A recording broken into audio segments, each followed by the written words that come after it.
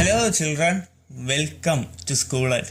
നമ്മളിന്ന് ഏറ്റവും എളുപ്പത്തിൽ പഠിക്കാൻ പോകുന്നത് 7ാം ക്ലാസ് SS രണ്ടാമത്തെ ചാപ്റ്റർ ആയിട്ടുള്ള മിഡീവൽ ഇന്ത്യ കൾച്ചറൽ മൂവ്മെന്റ്സ് എന്ന് പറയുന്ന ചാപ്റ്ററാണ്. അപ്പോൾ ഈ ചാപ്റ്ററിന്റെ തുടക്കത്തിൽ തന്നെ ഒരു ചെറിയ കവിത കൊടുത്തിട്ടുണ്ടല്ലേ. 9ാം നൂറ്റാണ്ട് കേരളത്തിൽ ജീവിച്ചിരുന്ന കുലശേഖര ആൾവാർ എന്ന് പറയുന്ന ഒരു കവി എഴുതിയ പെരുമാൾ തിരുമൊഴി എന്ന ഒരു കവിതയിലെ ചെറിയൊരു ഭാഗമാണ് കൊടുത്തിരിക്കുന്നത്. അപ്പോൾ ആ കവിതയുടെ ട്രാൻസ്ലേഷൻ നോക്കിക്കേ. ഞാനൊരു പ്രാവായി ജനിച്ചിരുന്നെങ്കിലെന്ന് ആഗ്രഹിക്കുന്നു ഈ മലകളിൽ ജീവിക്കുന്നതിന് വേണ്ടി. ഒരു മീനായി ജനിച്ചിരുന്നു എന്ന് ആഗ്രഹിക്കുന്നു തിരുവെങ്കിട മലകളുടെ കുളത്തിൽ ജീവിക്കുന്നതിന് വേണ്ടി. അവിടെ ഒരു ചെമ്പക പുഷ്പമായി നിൽക്കാൻ ആഗ്രഹിക്കുന്നു. വെങ്കിട മലകളിലുള്ള ഒരു തൂണായി നിൽക്കാൻ ആഗ്രഹിക്കുന്നു. ആ കോവിലിന്റെ മുൻപിൽ ഒരു പടിയായി കിടക്കാൻ ഞാൻ ആഗ്രഹിക്കുന്നു. ഇതാണ് ആ കവിതയുടെ ട്രാൻസ്ലേഷൻ. അപ്പോൾ what is the theme behind these lines? ഈ കവിതയുടെ അർത്ഥം എന്താണ്, അല്ലെങ്കിൽ ആശയം എന്താണ്? ഈ കവിതയുടെ ആശയം എന്ന് പറയുന്നതാണ് ഭക്തി.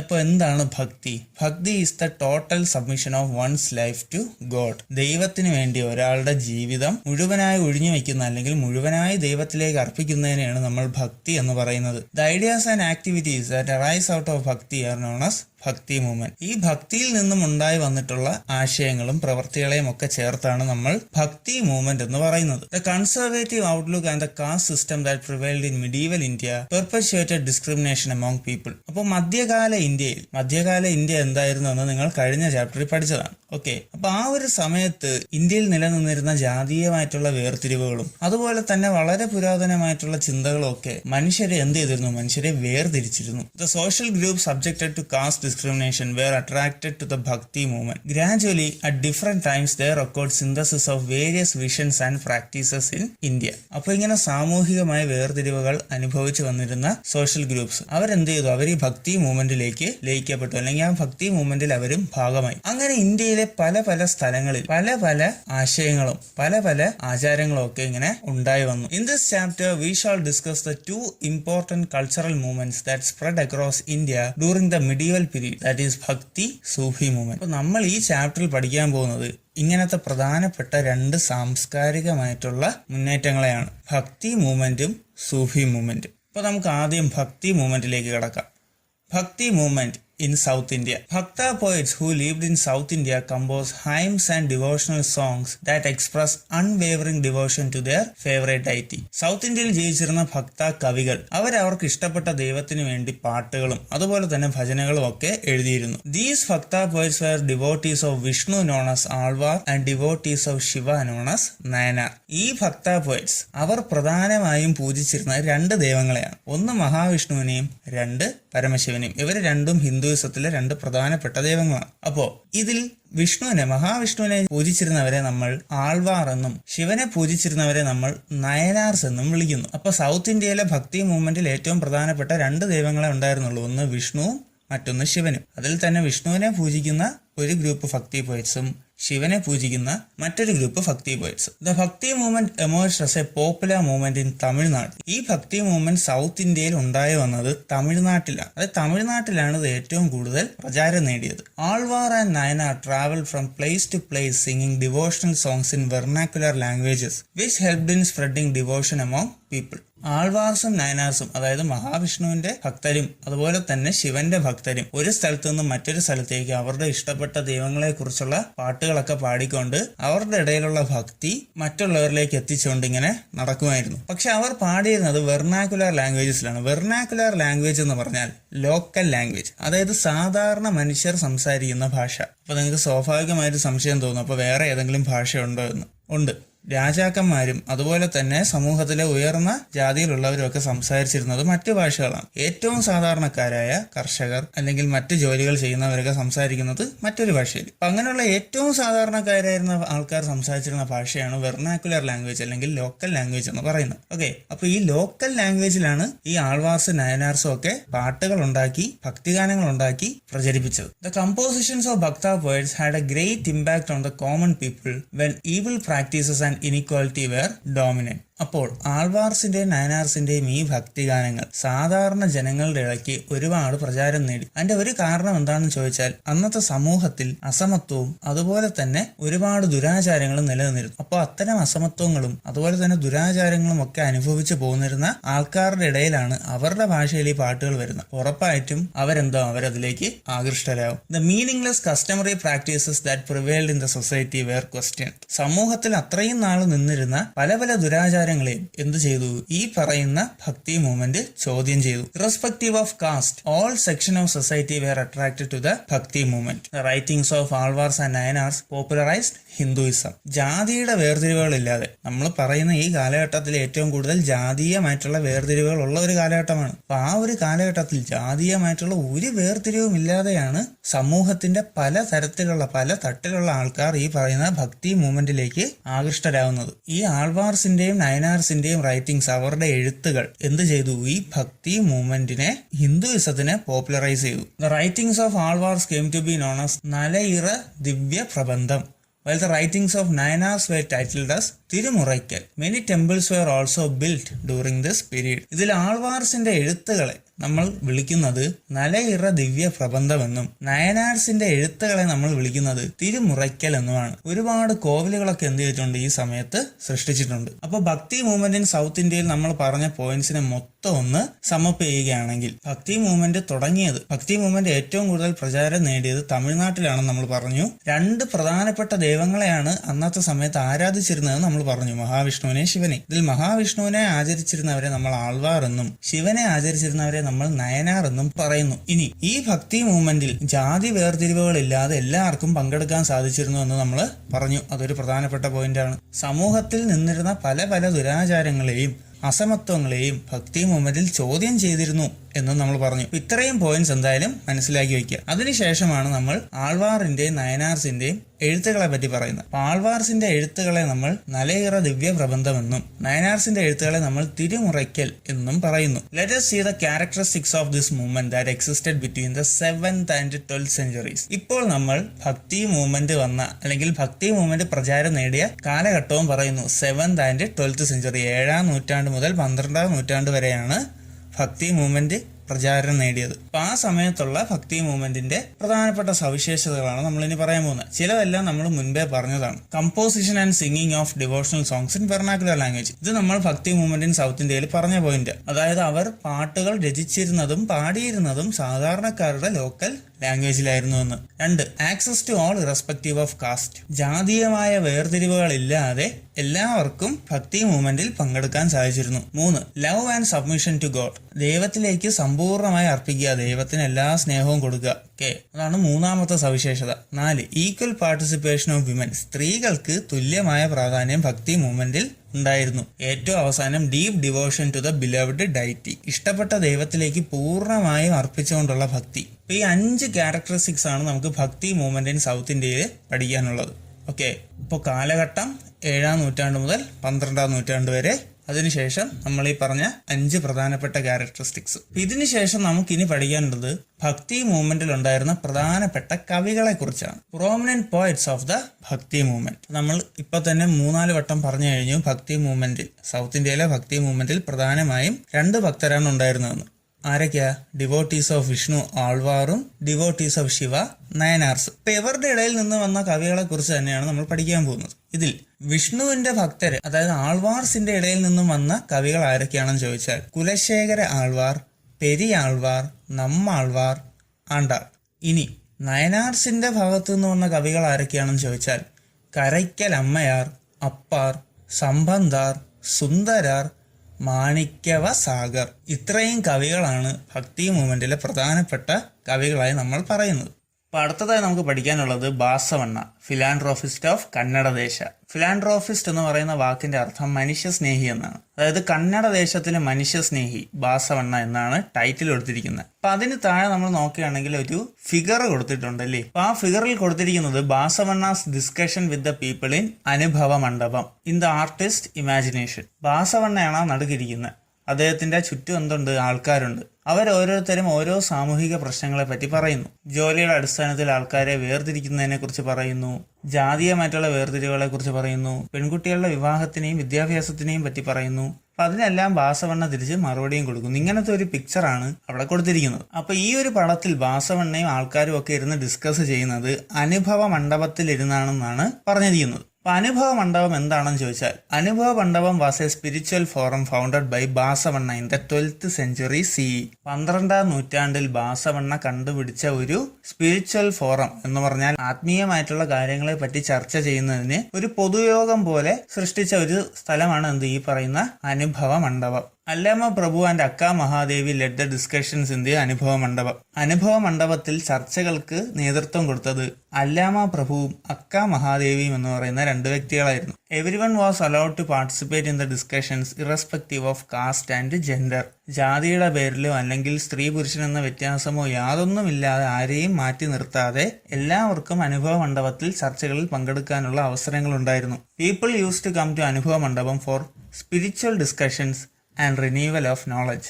ആൾക്കാർ ഇനി അനുഭവ മണ്ഡപത്തിലേക്ക് ചെല്ലുന്നതിന്റെ പ്രധാനപ്പെട്ട കാരണം സ്പിരിച്വൽ ഡിസ്കഷൻസ്, ആത്മീയമായിട്ടുള്ള കാര്യങ്ങൾ, ദൈവത്തിനെയും മനുഷ്യനെയും സംബന്ധിക്കുന്ന ആത്മീയമായിട്ടുള്ള കാര്യങ്ങളെ പറ്റി ചർച്ചകൾ ചെയ്യാനും അതുപോലെ തന്നെ അവരുടെ അറിവുകളെ റിന്യൂവൽ, അതായത് പുതിയ പുതിയ അറിവുകൾ നേടുന്നതിന് വേണ്ടിയിട്ടുമാണ്. The ideas that emerged in the discussions were conveyed to the people in the name of vachanas. ഇങ്ങനെ ഈ പറയുന്ന ഡിസ്കഷൻസിൽ നിന്നും നേടിയ അറിവുകളെ അവർ മറ്റുള്ള ആൾക്കാരിലേക്ക് എത്തിക്കുന്നത് വചനങ്ങൾ അല്ലെങ്കിൽ വചനാസ് എന്ന് പറയുന്ന ഒരു പേരിലാണ്. അപ്പൊ അനുഭവ മണ്ഡപത്തിന് തുടക്കം കുറിച്ചത് അല്ലെങ്കിൽ ആ ഒരു ഫോറം, ആ ഒരു പൊതുവേദി കണ്ടുപിടിച്ചത് ആരാണെന്ന് ചോദിച്ചാൽ ബാസവണ്ണ. എപ്പോഴാണ്? 12ാം നൂറ്റാണ്ട്. ഈ അനുഭവ മണ്ഡപത്തിൽ നിന്നും പുറത്തു പോകുന്ന അല്ലെങ്കിൽ ആ ഒരു ആശയങ്ങളെയൊക്കെ നമ്മൾ വിളിക്കുന്നത് എന്തോന്നാണ്? വചനാസ്, വചനങ്ങൾ എന്നാണ് വിളിക്കുന്നത്. അതിനുശേഷം താഴെ ഒരു ചോദ്യം ചോദിച്ചിട്ടുണ്ട്. List out the key features of social conditions during that period. ആ സമയത്തെ പ്രധാനപ്പെട്ട സാമൂഹിക അവസ്ഥകൾ എന്തൊക്കെയായിരുന്നു എന്നാണ് ചോദിച്ചിരിക്കുന്നത്. അപ്പോൾ ഒന്ന് അവിടെ കൊടുത്തിട്ടുണ്ട്, കാസ്റ്റ് ഡിസ്ക്രിമിനേഷൻ എക്സിസ്റ്റഡ്. ജാതീയപരമായിട്ടുള്ള വേർതിരിവുകൾ നിലനിന്നിരുന്നു. മറ്റ് രണ്ട് എന്തൊക്കെ നമുക്ക് എഴുതാം? ഒന്ന് നമുക്ക് ചൈൽഡ് മാരേജ് എക്സിസ്റ്റ് ചെയ്തിരുന്നെന്ന് എഴുതാം അല്ലേ. അതായത് കൊച്ചു പ്രായത്തിൽ തന്നെ പെൺകുട്ടികളെ വിവാഹം കഴിച്ചയപ്പിക്കുന്ന രീതി നിലനിന്നിരുന്നു നമുക്ക് എഴുതാം. പിന്നെ നമുക്ക് എന്തൊക്കെ എഴുതാം?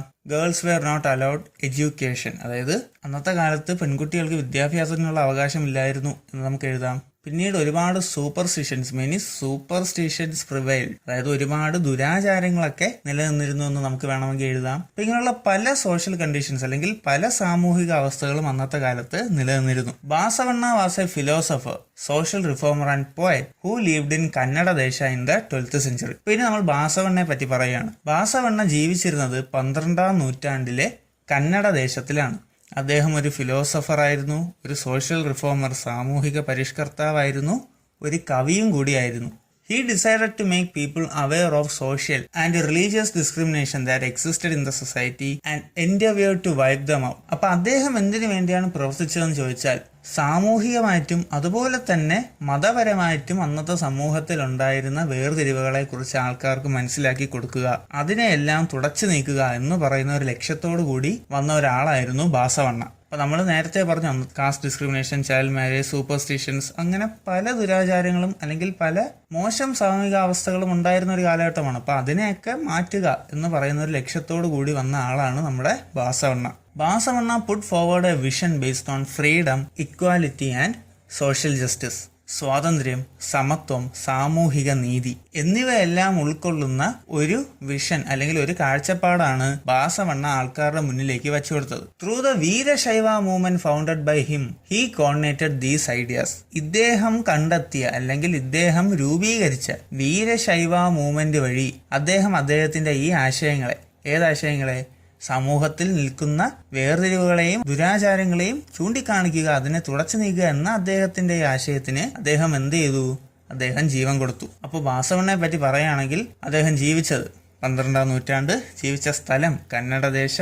അദ്ദേഹം ആരായിരുന്നു? അദ്ദേഹം ഒരു philosopher, social reformer and A poet, ഒരു സാമൂഹിക പരിഷ്കർത്താവ്, കവി, ഫിലോസഫർ ഒക്കെ ആയിരുന്നു അദ്ദേഹം. അദ്ദേഹം കണ്ടെത്തിയ സ്പിരിച്വൽ ഫോറത്തിന്റെ പേര് അനുഭവ മണ്ഡപം. അത് 12ാം നൂറ്റാണ്ടിലാണ്. ഇനി അദ്ദേഹം കണ്ടെത്തിയ മൂവ്മെന്റിന്റെ പേര് വീരശൈവ മൂവ്മെന്റ്. ജനങ്ങളെ എല്ലാവരെയും ഒന്നിച്ചു ചേർത്തുകൊണ്ട് അദ്ദേഹത്തിന്റെ ആശയങ്ങളെ ജനങ്ങളിലേക്ക് എത്തിക്കുക എന്ന് പറയുന്ന ആ ഒരു കൂട്ടായ്മ അല്ലെങ്കിൽ ആ ഒരു കൂട്ടായ്മയുടെ യാത്ര, അതിനൊക്കെയാണ് നമ്മൾ മൂവ്മെന്റ് എന്നുകൊണ്ട് ഉദ്ദേശിക്കുന്നത്. അപ്പൊ അദ്ദേഹം കണ്ടെത്തിയ ആ ഒരു മൂവ്മെന്റ്, അദ്ദേഹം രൂപീകരിച്ച ആ ഒരു മൂവ്മെന്റിന്റെ പേര് വീരശൈവ മൂവ്മെന്റ്. അപ്പൊ വീരശൈവ മൂവ്മെന്റും അനുഭവ മണ്ഡപവും മാറിപ്പോകരുത്. രണ്ടും കണ്ടെത്തിയത് വാസവണ്ണ തന്നെയാണ്, എന്നാൽ രണ്ടും രണ്ട് വ്യത്യസ്തമായിട്ടുള്ള കാര്യങ്ങളാണ്. The major activities of Veerashaiva movement are given below. പിന്നെ നമ്മൾ പഠിക്കാൻ പോകുന്നത് വീരശൈവ മൂവ്മെന്റിന്റെ പ്രധാനപ്പെട്ട പ്രവർത്തികളെയാണ്, ആക്ടിവിറ്റീസിനെയാണ്. അന്ന് അവർ എന്തൊക്കെ ചെയ്തു എന്നാണ് നമ്മൾ നോക്കാൻ പോകുന്നത്. 1. Brahmanical supremacy and authenticity of the Vedas were questioned. അന്നത്തെ സമൂഹത്തിൽ ഏറ്റവും ഉയർന്ന ജാതിയിൽ നിന്നിരുന്നത് ബ്രാഹ്മിൻസ് ആണ്. അപ്പോൾ ഈ ബ്രാഹ്മിൻസിന്റെ സുപ്രീമസി അല്ലെങ്കിൽ അവരുടെ ആ ഒരു ഉയർന്ന സ്ഥാനത്തിനെ അവർ ചോദ്യം ചെയ്തു. ആര്? വീരശൈവ മൂവ്മെന്റ് ചോദ്യം ചെയ്തു. അതുപോലെ തന്നെ വേദങ്ങളുടെ ഒത്തന്റിസിറ്റി, അതായത് വേദങ്ങൾ എത്രത്തോളം സത്യമാണ്, അതിനെല്ലാം കണ്ണടച്ച് വിശ്വസിക്കേണ്ടതുണ്ടോ മുതലായ കാര്യങ്ങൾ എന്ത് ചെയ്തു? വീരശൈവ മൂവ്മെന്റ് ചോദ്യം ചെയ്തു. 2. People were educated against caste discrimination and discrimination against women. സ്ത്രീകൾക്കെതിരെയുള്ള വേർതിരിവുകളെയും അതുപോലെ തന്നെ ജാതീയപരമായ മനുഷ്യനെ വേർതിരിക്കുന്നതിലും എതിരെ മനുഷ്യരെ, അന്നത്തെ ആൾക്കാരെ എന്ത് ചെയ്തു? വീരശൈവ മൂവ്മെന്റിലുള്ളവർ എഡ്യൂക്കേറ്റ് ചെയ്തു, വിദ്യാഭ്യാസം കൊടുത്തു. അതായത് ജാതീയമായിട്ടുള്ള വേർതിരിവുകളും സ്ത്രീകൾക്കെതിരെയുള്ള വേർതിരിവുകളും എല്ലാം വളരെ മോശമാണ് എന്നുള്ള ആ ഒരു കാര്യം എന്ത് ചെയ്തു? ആൾക്കാരിലേക്ക് എത്തിച്ചു. മോണോതെയിസം വാസ് എൻകറേജ്. മോണോതെയിസം എന്ന് പറയുന്നത് ഏകദൈവാരാധന എന്നാണ്. അതായത് ഒരു ദൈവത്തിനെ മാത്രം ആരാധിക്കുന്നതിനെയാണ് നമ്മൾ മോണോതെയിസം എന്ന് പറയുന്നത്. അപ്പൊ ഇന്നത്തെ നമ്മുടെ സമൂഹത്തിലും ഒരു ദൈവത്തിനെ മാത്രം ആചരിക്കുന്ന ഒരുപാട് മതങ്ങളുണ്ടല്ലേ, അതിനെയാണ് നമ്മൾ മോണോതെയിസം എന്ന് പറയുന്നത്. അപ്പൊ ഈ മോണോതെയിസം, ഈ പറഞ്ഞ ഒരു ദൈവത്തിനെ ആരാധിക്കുക എന്ന് പറയുന്ന ആ ഒരു ആശയത്തിന് വീരശൈവ മൂവ്മെന്റ് എന്ത് ചെയ്തു? പ്രാധാന്യം കൊടുത്തു. Convince the people about the greatness of work and labour.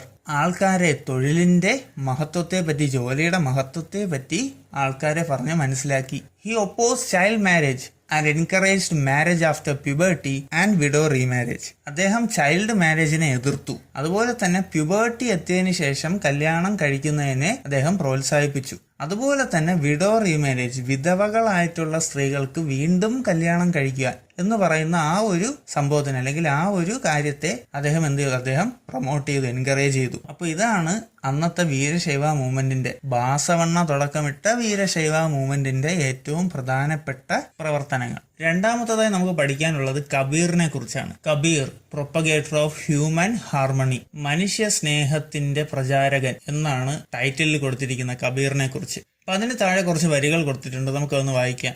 The almighty is known by many names like Allah, Ram, Karim, Keshav, Hari, Hazrat. ദൈവത്തിന് ഒരുപാട് പേരുകളുണ്ട്. അള്ളാ, റാം, കരീം, കേശവ്, ഹരി, ഹർസന്ത്. ഇതെല്ലാം ദൈവത്തിന്റെ ഓരോ പേരുകളാണ്. Aren't the bangles and rings nothing but form of gold. മോതിരങ്ങളും വളകളുമെല്ലാം സ്വർണത്തിന്റെ തന്നെ മറ്റു രൂപങ്ങളല്ലേ. Variety lies in names we call them. വ്യത്യാസം വരുന്നത് എന്തിലാണ്? അതിന്റെ പേരുകളിൽ മാത്രമാണ്. നമ്മൾ വിളിക്കുന്ന അതിന്റെ പേരുകളിൽ മാത്രമാണ് വ്യത്യാസം വരുന്നത്. ഇതാണ് ആ വരികളുടെ അർത്ഥം. അതായത് ഈ വരികൾ കൊണ്ട് ഉദ്ദേശിക്കുന്നത്, എങ്ങനെയാണോ സ്വർണത്തിന്റെ പല രൂപങ്ങളായി വളകളും മോതിരങ്ങളും ഒക്കെ ഉള്ള പോലെ ദൈവത്തിനും പല പേരുകളായി നമ്മൾ വിളിക്കുന്നു, പക്ഷെ ദൈവം ഒന്നേ ഉള്ളൂ എന്നുള്ള ഒരു ആശയമാണ് ഈ പറയുന്ന വരികളിലുള്ളത്.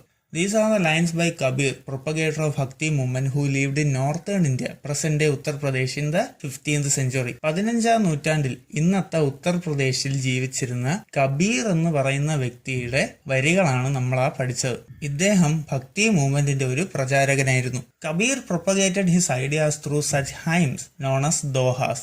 കബീർ അദ്ദേഹത്തിന്റെ ആശയങ്ങളെ മറ്റുള്ളവരിലേക്ക് എത്തിച്ചുകൊണ്ടിരുന്നത് നമ്മൾ നേരത്തെ വായിച്ച ഭക്തിഗീതങ്ങൾ പോലെ അല്ലെങ്കിൽ സ്തുതിഗീതങ്ങൾ പോലെയാണ്. ഈ സ്തുതിഗീതങ്ങളെ നമ്മൾ വിളിക്കുന്ന പേരാണ്, അല്ലെങ്കിൽ കബീറിന്റെ സ്തുതിഗീതങ്ങളെ നമ്മൾ വിളിക്കുന്ന പേരാണ് dohas. Kabir's doha were very popular with the masses as he composed his hymns in a language that common people could understand. അപ്പോൾ കബീറിന്റെ ദോഹകൾ അല്ലെങ്കിൽ കബീറിന്റെ രചനകൾ ഇത് ആൾക്കാരുടെ ഇടയ്ക്ക്, മാസസ് എന്ന് ഉദ്ദേശിക്കുന്ന ആൾക്കാരാണ്. അപ്പൊ ആൾക്കാരുടെ ഇടയ്ക്ക് ഇത്രത്തോളം പ്രചാരം നേടിയിരുന്നു. അതിന്റെ കാരണം അദ്ദേഹം ഈ സ്തുതിഗീതങ്ങളെല്ലാം രചിച്ചിരുന്നത് സാധാരണക്കാർക്ക് മനസ്സിലാകുന്ന ഭാഷകളിലാണ്. Kabir stood for Hindu Muslim unity and brotherhood. Kabir നിലകൊണ്ടത് ഹിന്ദു മുസ്ലിം മതത്തിലുള്ളവരുടെ സാഹോദര്യത്തിനും അവരെ ഒരുമിച്ച് കൊണ്ടുപോകുന്നതിനും വേണ്ടിയിട്ടായിരുന്നു. He reminded that the Hindus and Muslims are two vessels made of the same soil. ഒരേ മണ്ണ് കൊണ്ടുണ്ടാക്കിയ രണ്ട് പാത്രങ്ങൾ പോലെയാണ് ഹിന്ദുക്കളെന്നും മുസ്ലിങ്ങളെന്നും അദ്ദേഹം പറഞ്ഞിരുന്നു. He argued that caste system, untouchability, religious rituals, post death rights,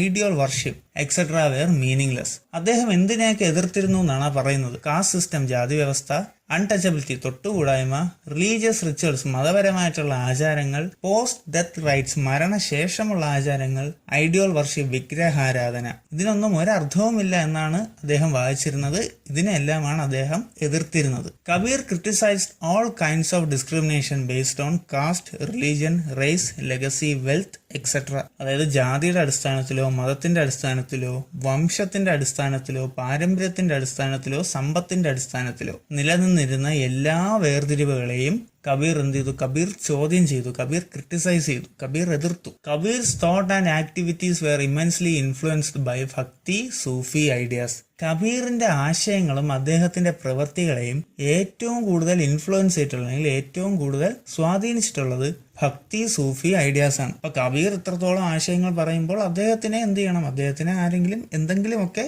അദ്ദേഹത്തിനെയും influence ചെയ്യണം, അല്ലെങ്കിൽ അദ്ദേഹത്തിനെയും സ്വാധീനിക്കണം. അപ്പൊ കബീറിനെ സ്വാധീനിച്ചത് ഭക്തി, സൂഫി ഐഡിയാസ് ആണ്. ഈ റിജക്റ്റഡ് റിലീജിയസ് ട്രഡീഷൻസ് കംപ്ലീറ്റ്ലി. അദ്ദേഹം എല്ലാ മതങ്ങളുടെയും പാരമ്പര്യത്തിനെ, അതായത് ആ മതങ്ങളിൽപ്പെട്ടവർ പണ്ടായി ചെയ്തു പൊയ്ക്കൊണ്ടിരുന്ന കാര്യങ്ങളെയൊക്കെ അദ്ദേഹം എതിർത്തു. He also ignored the external rituals of religion. മതത്തിന് പുറത്തുള്ള ആചാരങ്ങളെയും അദ്ദേഹം എതിർത്തു. Kabir, who believed in formless God, propagated bhakti as a means of salvation. രൂപമില്ലാത്ത ഒരു ദൈവത്തിലായിരുന്നു കബീർ വിശ്വസിച്ചിരുന്നത്.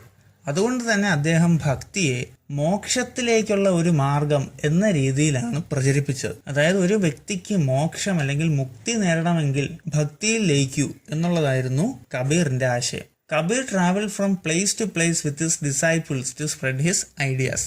ഡിസൈപ്പിൾസ് എന്ന് പറഞ്ഞാൽ ശിഷ്യന്മാരെന്നാണ്. അതായത് കബീർ അദ്ദേഹത്തിന്റെ ശിഷ്യന്മാരോടൊപ്പം ഒരുപാട് സ്ഥലങ്ങളിൽ ഇങ്ങനെ യാത്രകൾ ചെയ്യുന്നു.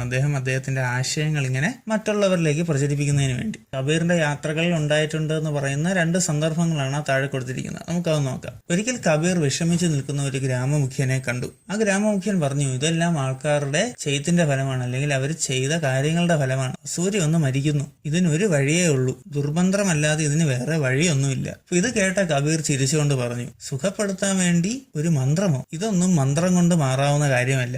ആൾക്കാർക്ക് രോഗം മാറണമെങ്കിൽ അവരെ കൃത്യമായി പരിചരിക്കണം. മറ്റൊരു അവസരത്തിൽ കബീറിനും കബീറിന്റെ ശിഷ്യന്മാർക്കും കുറച്ച് ആൾക്കാർ സമ്മാനങ്ങളൊക്കെ കൊണ്ടുവന്നു. അതിന് അദ്ദേഹം പറഞ്ഞത്, ഞങ്ങൾ നെയ്ത്തുകാരാണ്, ലോഹപ്പണിക്കാരാണ്, മരം വെട്ടുകാരാണ്, കർഷകരാണ്, ചെരുപ്പ് കുത്തികളാണ്. ഞങ്ങൾ ജോലി ചെയ്താണ് ജീവിക്കുന്നത്. ഞങ്ങൾക്ക് നിങ്ങളുടെ സമ്മാനങ്ങൾ വേണ്ട. ഇതെല്ലാം കബീറിന്റെ യാത്രകളിൽ സംഭവിച്ചു എന്ന് പറയുന്ന സന്ദർഭങ്ങളാണ്. You have read Kabir's doha and stories and your findings. നമ്മൾ കബീറിനെ കുറിച്ച് പറഞ്ഞു തുടങ്ങിയപ്പോൾ ആദ്യത്തെ 4 വരി കബീറിന്റെ ഒരു ദോഹ പറഞ്ഞു. അതിനുശേഷം നമ്മൾ ഇപ്പൊ ഈ 2 കഥകൾ പറയുന്നു. ഇതിൽ നിന്നും എന്തൊക്കെ മനസ്സിലായി എന്നാണ് ചോദിച്ചിരിക്കുന്നത്. People call God by different names. കബീറിന്റെ ആശയങ്ങൾ എന്തൊക്കെയായിരുന്നു എന്ന് ചോദിച്ചാൽ, കബീർ പറയുന്നത് ദൈവത്തിനെ പല പേരുകളിൽ മനുഷ്യൻ വിളിക്കുന്നതാണ്, പക്ഷെ ദൈവം ഒന്നാണെന്നാണ് കബീർ പറയുന്നത്. Kabir made people think against superstition. ദുരാചാരങ്ങൾക്കെതിരെ ആൾക്കാരെ കൊണ്ട് ചിന്തിപ്പിക്കാൻ കബീറിന് കഴിഞ്ഞു. അതല്ലാതെ Kabir believed that hard work is important and people should earn their living honestly. ജോലി ചെയ്യുക അല്ലെങ്കിൽ കഷ്ടപ്പെടുക എന്ന് പറയുന്നത് വളരെ പ്രധാനപ്പെട്ടതാണ്. കഷ്ടപ്പെട്ട് പൈസ ഉണ്ടാക്കി സത്യസന്ധമായി ജീവിക്കുക എന്നാണ് കബീർ വിശ്വസിച്ചിരുന്നത്. Kabir oppose blind beliefs, rituals and magical practices. ദുർമന്ത്രവാദത്തിനെയും ആചാരങ്ങളെയും വിശ്വാസങ്ങളെയും, അന്ധമായ വിശ്വാസങ്ങളെയും ഒക്കെ കബീർ എതിർത്തിരുന്നു. ഇതെല്ലാമാണ് നമുക്ക് ഇതിൽ നിന്നൊക്കെ മനസ്സിലാക്കാൻ സാധിക്കുന്നത്. അപ്പോൾ കബീറിന്റെ ഭക്തിഗാനങ്ങളെയും കബീറിന്റെ ഹൈംസിനെ വിളിച്ചിരുന്ന പേരെന്തോന്നായിരുന്നു? ദോഹാസ്. അദ്ദേഹം ഏത് ഭാഷയിലാണ് എഴുതിയത്? ലോക്കൽ ലാംഗ്വേജിൽ, എല്ലാവർക്കും മനസ്സിലാവുന്ന ഭാഷയിലാണ് അദ്ദേഹം അത് എഴുതിയിരുന്നത്. പിന്നീട് അദ്ദേഹം ഏറ്റവും കൂടുതൽ നിലകൊണ്ടത് എന്തിനു വേണ്ടിയിട്ടാണ്? ഹിന്ദു മുസ്ലിം യുണൈറ്റിക്ക് വേണ്ടിയാണ് അദ്ദേഹം നിലകൊണ്ടിരുന്നത്. ദൈവം ഒന്നാണെന്നും മനുഷ്യനാണ് അതിന് പേരുകൾ ഇടുന്നതും എന്നാണ് കബീറിന്റെ ഏറ്റവും പ്രധാനപ്പെട്ട ആശയം. പിന്നീട് അദ്ദേഹം caste system, untouchability, religious ritual, post death rites, idol worship ഇവയെല്ലാത്തിനെയും അദ്ദേഹം എതിർത്തിരുന്നു. കബീറിനെ ഇൻഫ്ലുവൻസ് അല്ലെങ്കിൽ കബീറിന്റെ ആശയങ്ങളെ സ്വാധീനിച്ചത് ഭക്തി, സൂഫി ഐഡിയാസ് ആയിരുന്നു. പിന്നീട് പല മതങ്ങളിലുള്ള ആചാരങ്ങളെയും മതങ്ങൾക്ക് പുറത്തുള്ള ആചാരങ്ങളെയും മതങ്ങളുടെ തന്നെ പാരമ്പര്യത്തിനെയും ഒക്കെ കബീർ എതിർത്തിരുന്നു. ഇത്രയുമാണ് നമുക്ക് കബീറിൽ നിന്നും പഠിക്കാനുള്ളത്. അദ്ദേഹം ജീവിച്ചിരുന്നത് നോർത്തേൺ ഇന്ത്യയിലാണ്. ഇന്നത്തെ ഉത്തർപ്രദേശിൽ ജീവിച്ചിരുന്ന കാലഘട്ടം എന്നത് 15-ാം നൂറ്റാണ്ട്. ഇത്രയേ ഉള്ളൂ കബീറിനെ കുറിച്ച് പറയുവാൻ വേണ്ടിയിട്ട്. അടുത്തതായി നമുക്ക് പഠിക്കാനുള്ളത് ഗുരു നാനക്കിനെ പറ്റിയാണ്. Guru Nanak, love and brotherhood, സ്നേഹം, സാഹോദര്യം, ഗുരു നാനക് എന്നാണ് ടൈറ്റിൽ കൊടുത്തേക്കുന്നത്. അപ്പം അതിന് താഴെ തന്നെ ഗുരു നാനക്കിന്റെ ഒരു കഥ കൊടുത്തിട്ടുണ്ട്. നമുക്ക് അതൊന്ന് നോക്കാം. ഒരിക്കൽ ഗുരു നാനക്കും ഭായ് മർദാനയും കൂടി സജ്ജൻ എന്ന് പറയുന്ന ഒരു കള്ളന്റെ കുടിലിൽ വിശ്രമിക്കാൻ വേണ്ടി പോയി. അപ്പോൾ സജ്ജൻ എന്ന് പറയുന്ന ഈ കള്ളന്റെ പണി എന്താന്ന് ചോദിച്ചാൽ അദ്ദേഹത്തിന്റെ കുടിലിൽ വന്ന് വിശ്രമിക്കുന്നവരുടെ സാധനങ്ങൾ അദ്ദേഹം മോഷ്ടിക്കും. ഇതറിയാന്നുള്ള ഗുരു നാനക് എന്ത് ചെയ്തു? അന്നത്തെ രാത്രി മുഴുവൻ വിശ്രമം വേണ്ടാന്ന് വെച്ചു. പകരം അദ്ദേഹം തന്നെ രചിച്ച ഷബാദ് എന്ന് പറയുന്ന ഒരു ഭക്തിഗാനം അദ്ദേഹം പാടിക്കൊണ്ടിരുന്നു. അപ്പൊ ഈ ഷബാദ് എന്ന് പറയുന്ന ഈ ഒരു ഭക്തിഗാനത്തിൽ പറഞ്ഞിരുന്നത് മറ്റുള്ളവരുടെ വസ്തുക്കൾ മോഷ്ടിക്കുന്നതിനെ പറ്റി അല്ലെങ്കിൽ മറ്റുള്ളവരുടെ സമ്പത്ത് കൊള്ളയടിക്കുന്നതിനെയൊക്കെ പറ്റിയായിരുന്നു. സജ്ജൻ എന്ന് പറയുന്ന കള്ളൻ എന്ത് ചെയ്തു? അദ്ദേഹത്തിന്റെ ഈ വരികളിലൂടെ ശ്രദ്ധിച്ചുകൊണ്ടിരുന്നപ്പോൾ അദ്ദേഹത്തിന്റെ തെറ്റുകൾ മനസ്സിലായി. അദ്ദേഹം ഗുരു നാനക്കിനോട് മാപ്പ് അപേക്ഷിച്ചു. ഗുരു നാനക് അദ്ദേഹത്തിനോട് തിരിച്ചുപദേശിച്ചു, നീ ഇത്രയും കാലം പാവപ്പെട്ടവരിൽ നിന്നും കൊള്ളയടിച്ച സമ്പത്ത് തിരിച്ച് അവർക്ക് തന്നെ കൊടുത്ത് സത്യസന്ധനായി ജീവിക്കുക. അപ്പൊ അദ്ദേഹത്തിന്റെ ഉപദേശമൊക്കെ കേട്ടതിന് ശേഷം സജ്ജൻ എന്ന് പറയുന്ന കള്ളൻ അദ്ദേഹത്തിന്റെ കുടിലിൽ വരുന്ന ആൾക്കാരെ സഹായിച്ച് പിന്നീടുള്ള തന്റെ ജീവിതം ജീവിച്ചു തീർത്തു. ഇതാണ് ഗുരു നാനക്കിന്റെ ഒരു കഥ. What ideas do you get from this story? ഈ കഥയിൽ നിന്നും നിങ്ങൾക്ക് എന്തൊക്കെ പാഠങ്ങളാണ് കിട്ടുന്നത്?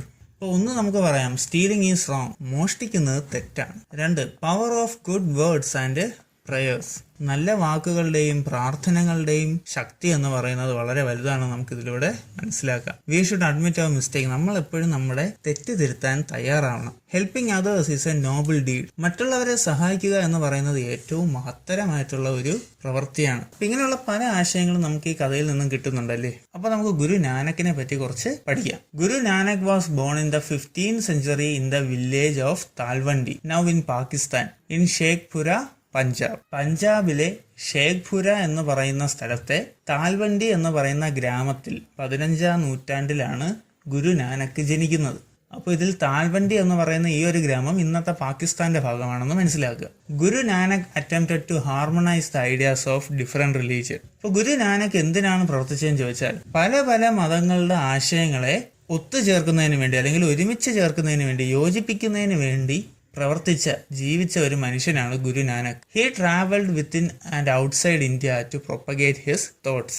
ഇന്ത്യയിൽ ഉടനീളവും അതുപോലെ തന്നെ ഇന്ത്യക്ക് പുറത്തും തന്റെ ആശയങ്ങൾ കൊണ്ട് സഞ്ചരിച്ച ഒരു വ്യക്തിയാണ് Guru Nanak. Guru Nanak was against the meaningless religious rituals. ഈ ഒരു പോയിന്റ് നമ്മൾ കബീറിന്റെ ഇതിലും പറഞ്ഞിരുന്നെന്ന് ഓർക്കുന്നുണ്ടല്ലോ. കബീറും മതങ്ങളുടെ ആചാരങ്ങൾക്ക് എതിരായിരുന്നു. അതുപോലെ തന്നെയാണ് ഗുരു നാനക്കും. അദ്ദേഹവും മതങ്ങളുടെ അർത്ഥമില്ലാത്ത ആചാരങ്ങൾക്കൊക്കെ എതിരായിരുന്നു. He attempted to propagate the message of one God. ഏകദൈവം എന്ന ആശയം മറ്റുള്ളവരിലേക്ക് എത്തിക്കുന്നതിന് വേണ്ടിയാണ് അദ്ദേഹം എന്ത് ചെയ്തത്? അദ്ദേഹം പ്രവർത്തിച്ചത്. He promoted the ideals of equality, brotherhood, love, goodness and religious tolerance. അദ്ദേഹം എന്തൊക്കെ ആശയങ്ങളാണ് പ്രൊമോട്ട് ചെയ്തത് അല്ലെങ്കിൽ മറ്റുള്ളവരിലേക്ക് എത്തിച്ചതെന്ന് ചോദിച്ചാൽ സമത്വത്തിന്റെ, സാഹോദര്യത്തിന്റെ, സ്നേഹത്തിന്റെ, നന്മയുടെ, എല്ലാ മതങ്ങളും ഒരുമിച്ച് പോണം, ഇങ്ങനെയൊക്കെയുള്ള ആശയങ്ങളാണ് അദ്ദേഹം ആൾക്കാരിലേക്ക് എത്തിച്ചത്. Caste discrimination, idolatry, pilgrimage etcetera were rejected by him. ജാതിപരമായിട്ടുള്ള വേർതിരിവുകൾ,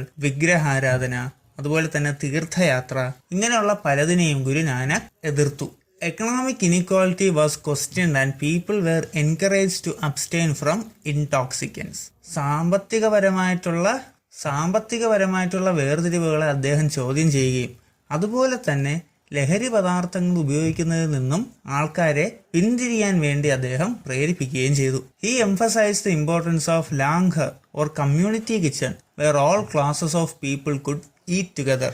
ഗുരു നാനക്കിന്റെ ഏറ്റവും പ്രധാനപ്പെട്ട ഒരു ആശയം അല്ലെങ്കിൽ അദ്ദേഹം ഏറ്റവും കൂടുതൽ പ്രചാരം കൊടുത്തിട്ടുള്ള ഒരു വസ്തുത എന്ന് പറയുന്നതാണ് ലാംഗർ അല്ലെങ്കിൽ കമ്മ്യൂണിറ്റി കിച്ചൺ. അതായത് എല്ലാ തരത്തിലുള്ള, എല്ലാ മതത്തിലും എല്ലാ ജാതിയിലുമുള്ള ആൾക്കാരെല്ലാം ഒരുമിച്ച് വന്നിരുന്ന് ആഹാരങ്ങൾ പാകം ചെയ്ത് ഒരുമിച്ചിരുന്ന് കഴിക്കുന്ന ഒരു സ്ഥലം, അതാണ് ലാംഗർ. ഇതിന്റെ പ്രാധാന്യം അദ്ദേഹം ആൾക്കാരുടെ ഇടയിൽ എന്ത് ചെയ്തു? അദ്ദേഹം ആൾക്കാരുടെ ഇടയിൽ പ്രചരിപ്പിച്ചു. His ideas later paved the way for the formation of Sikhism. ഇന്നത്തെ സിഖിസത്തിന് തുടക്കം കുറിച്ചത് ഗുരു നാനക്കിന്റെ ആശയങ്ങളാണെന്ന് നമുക്ക് മനസ്സിലാക്കാം. ഇത്രയുമാണ് ഗുരു നാനക്കിനെ പറ്റി പറയാനുള്ളത്.